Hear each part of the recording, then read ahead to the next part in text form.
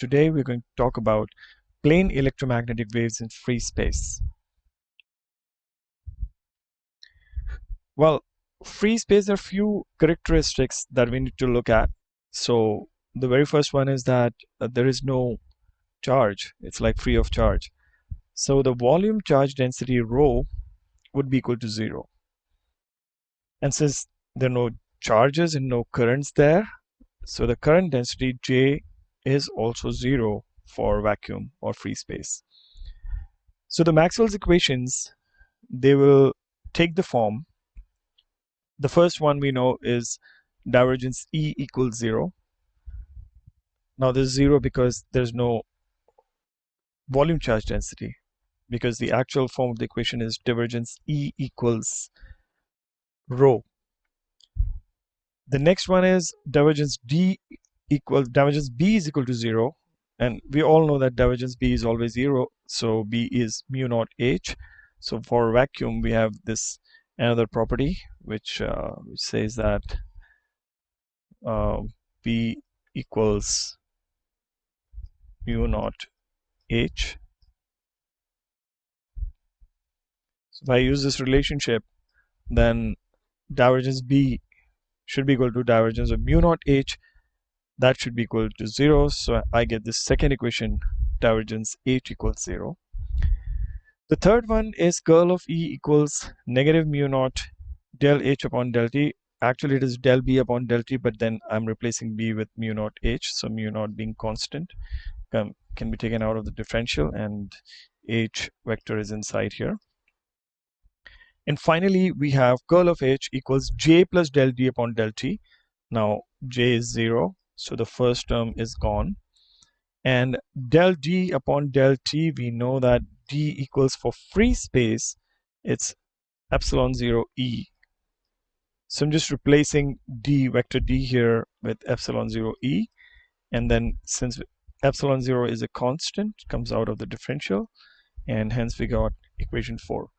So this is the way you're going to look at all the 4 Maxwell's equations. So these are the modified forms, especially for free space, where B equals mu naught H and D equals epsilon 0 E, rho is 0 and J is 0. So this is how we get equations 1, 2, 3, and 4.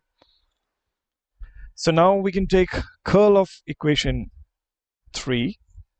So you take curl E, and you know there's a vector identity that curl A equals grad, that's gradient of divergence, which is grad div A minus del 2 A, where del 2 is the Laplacian. So if I take this identity, then on the left hand side, if I take the curl of equation 3, then on the left hand side I can just apply that that identity and get this form grad div A minus del 2A. And a similar thing can be done with this particular equation. So I can take curl H and then apply this particular formula to the left hand side.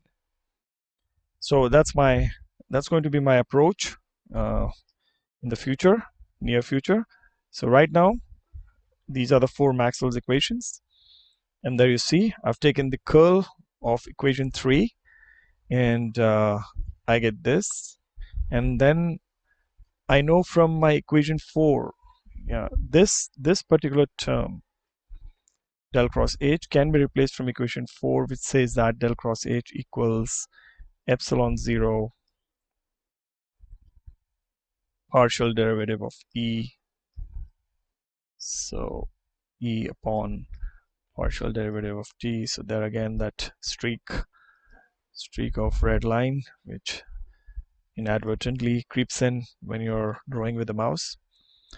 So here you are, this thing has been replaced from equation 4, and on the left hand side I have this gradient of divergence of E minus Laplacian of E. So this is my next equation, and I use this identity, the vector identity which I mentioned in the previous slide to get this. So here we are with this equation. Now we've used the value of del cross H from equation 4 as mentioned earlier. Now we know that from equation 1, divergence of E is 0. This is Maxwell's first equation because we're talking about free space. Divergence of E is actually equal to rho, but since rho is 0, then divergence E is 0, and hence I can just eliminate this term from here. So, sorry, this term from here, not that one, because this inner bracket, this goes to 0. Okay, so if this is 0, this whole term is eliminated.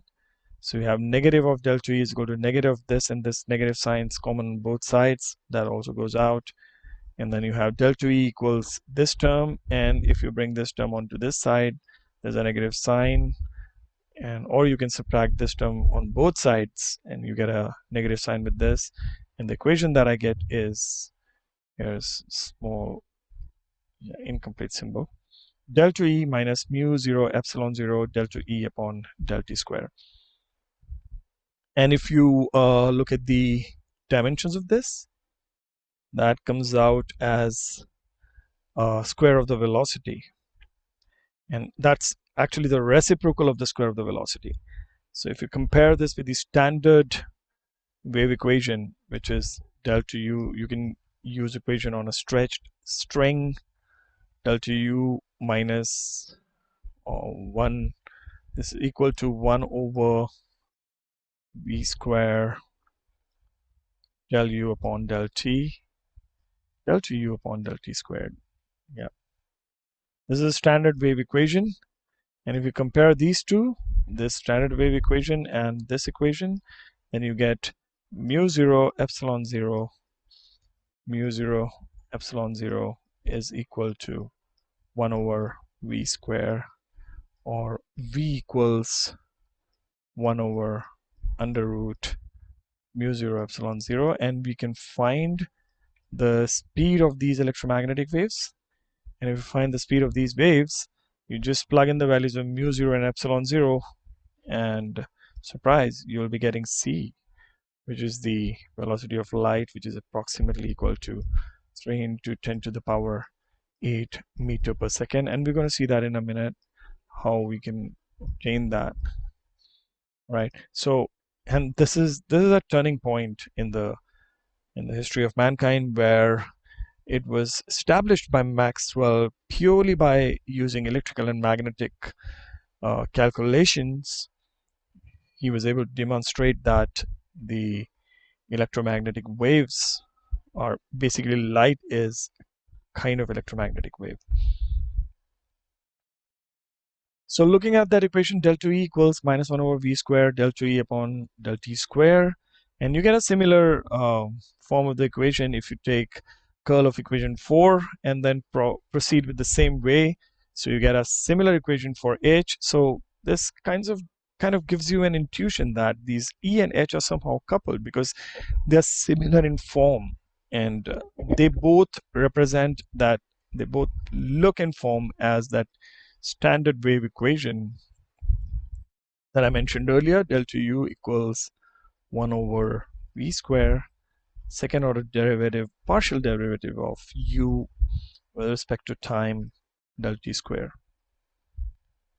Now, fortunately for this equation, we do have a solution, and the solution is of this form. So if you're talking about, if you replace u by e here, then E should be equal to E0, which is some kind of amplitude, exponential I k to the k dot r minus omega t, and similar form for H naught e to the power I k dot r minus omega t. So these are the standard solutions, so you can you don't have to work that out. It's very simple to understand that these two represent E and H, these two, and E is also a function of space and time as well as H.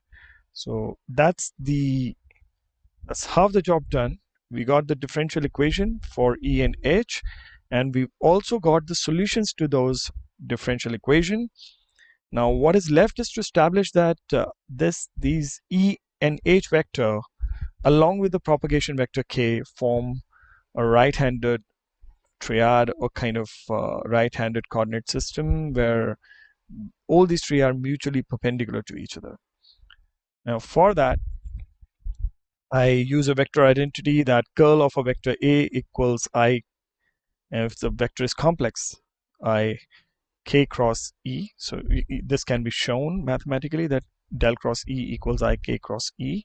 All you have to do is use the gradient operator and take the curl with the components of E, and you're going to arrive at the solution that curl of E equals I k cross E. And if I use this in equation 3, so I have the equation 3, which is curl of E equals negative del B upon del T, or mu naught negative del H upon del T, and that should be equal to k cross E. So I know equation 3 curl E, which is equal to I k cross E.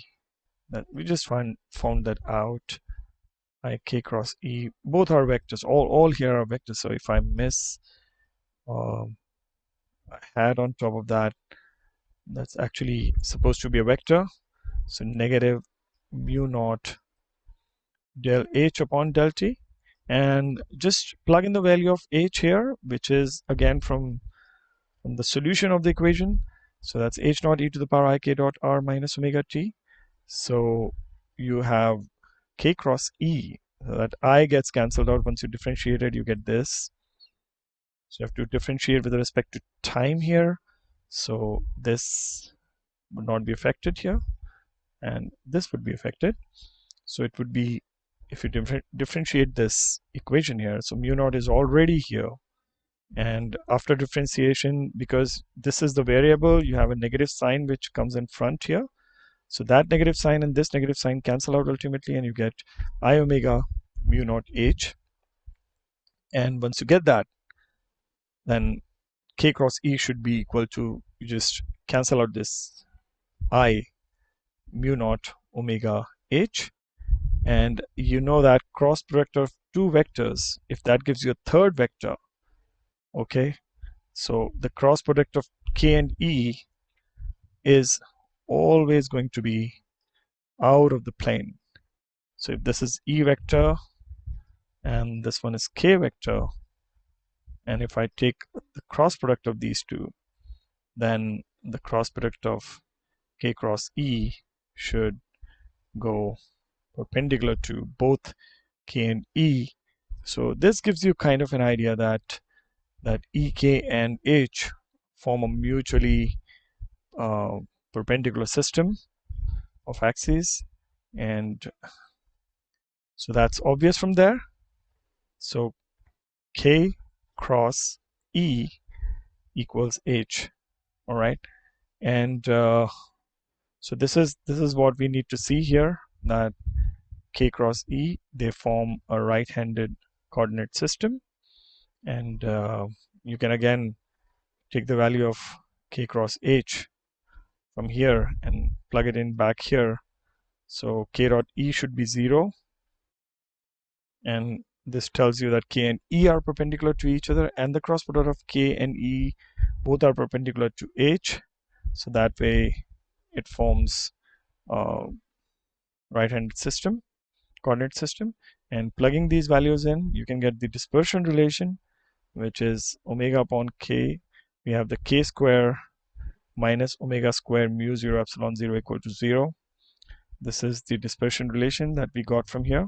You just have to take the cross product of k with k cross E, and this k cross H, the value has been put in from equation 9 here, which is this one.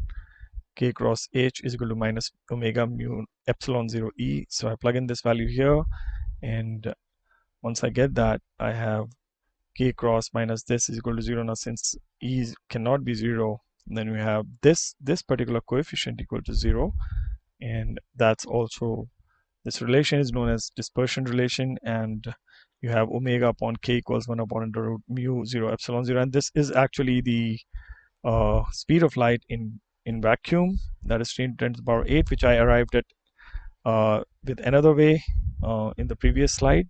And this actually is also equal to the phase velocity of that wave, because omega upon k is the phase velocity of a given wave, and that's equal to the speed of light. So here you can see that Maxwell was able to arrive at the speed of light using electromagnetic theory, just sitting at home using a pen and paper and taking help of the 4 equations that were established before that for electricity and magnetism. He was able to arrive at this particular relationship. And you can actually find the ratio of E and H. So what I do is, we know that K cross N cross E equals omega times B. All right. So we know that K cross E, this is equal to I omega B. We had established it earlier. You can use this relation. And I've already told you del cross E is I K cross E. All right, so this should be equal to I omega B, or you can just add mu naught there, which we did earlier. And we know that del cross H is equal to mu 0 epsilon 0 del E upon del T. And if you use H here, then you don't have to take care of this mu naught. All right, so if you take the ratio of E and B, it comes out to be C, which is the speed of light, and E over H, you just have to add mu here, which is equal, and this already we know this term, so mu naught, we already have this term as 1 over under root mu 0 epsilon 0, which is the speed of light. And if you combine these two, you should get E over H as mu 0 over epsilon 0. Now this particular term has the dimensions of impedance, resistance kind of, right? So you can see this, and if you because both of these are constants, you can just plug in their value and calculate it. That comes out to be 376.7 ohm, and this is real. So a real value of E over B or E over H, if this particular ratio yields a real value, that means that they are in phase. So for a plane electromagnetic wave in free space, the vector E and vector H are in phase, and in the space, the free space also offers some kind of impedance to the propagation of wave, and that is given as wave impedance Z naught, which is Z naught, and the value of that is 376.7 ohm. So that's all for this particular lecture. So we've seen the treatment of plane electromagnetic wave in free space. And in the next lecture, we're going to look at Poynting vector and energy density for electromagnetic wave, how kind of energy propagates and the power is delivered into the electromagnetic field. So we'll have to make use of Poynting theorem and Poynting vector for that. Thank you. I'll see you in the next.